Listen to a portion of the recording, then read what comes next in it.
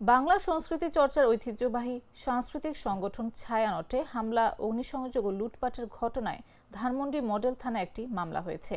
রোববার মামলার বিষয়টি নিশ্চিত করেছেন ধানমন্ডি মডেল থানার ভারপ্রাপ্ত কর্মকর্তা সাইফুল ইসলাম। তিনি জানান, ধানমন্ডি থানায় হামলা, ভাঙচুর, অগ্নিসংযোগ ও লুটপাটের ঘটনায় ২০ ডিসেম্বর রাতে একটি মামলা দায়ের হয়।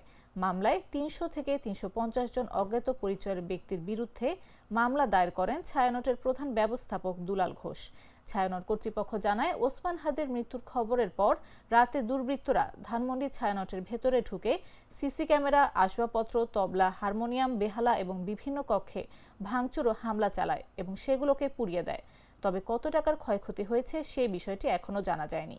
ঘটনার পর ছায়ানট পরিদর্শনে যান অন্তর্বর্তী সরকারের সংস্কৃতি বিষয়ক মন্ত্রণালয়ের উপদেষ্টা মোস্তফা সরওয়ার ফারুকী।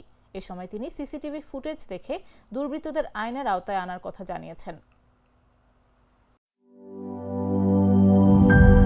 গ্লিটারের টুইন লেমন ও অ্যান্টিব্যাকটেরিয়াল ফর্মুলা বাসনকে চকচকে জীবাণুমুক্ত করে আমাদের দেয় গ্লিটার গ্যারান্টি।